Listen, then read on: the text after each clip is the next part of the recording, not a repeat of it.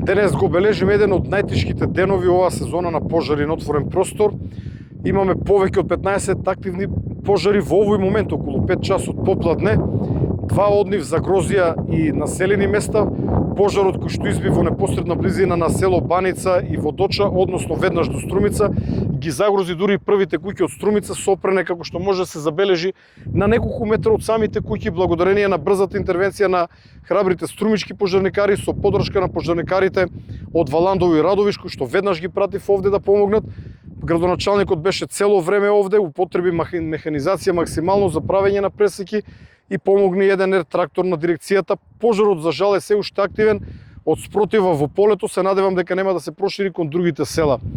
Вториот тежок пожар е на територијата на општина Прилеп, некаде спроти гробиштата, над гробиштата, кој што ги загрози викендиците, односно викенда селата непосредно во близина на гробиштата. Сега тој е ставен под целосна контрола, таму работеа пожарникарите од Прилеп, на кои што им честитам на ваквата жестока битка со огнот, со поддршка на тим од Битола и тим од Кавадарци, кои што дојдоа нешто подоцна, како и два пинцгауери на дирекцијата за заштита и спасување. Понатаму тешки пожари имаме и на територијата на општина Желино, односно пожарот кој што е некаде спроти областа Карпала, кој што гори високо во планината, но може да загрози неколку викендици и земјоделски површини. Таму се наоѓаат тетовските пожарникари. Тежок пожар имаме и на територијата на општина Маврово и Ростуше, кој што е активен во текот на вчерашниот ден, доцните попладневи часови, но и сега.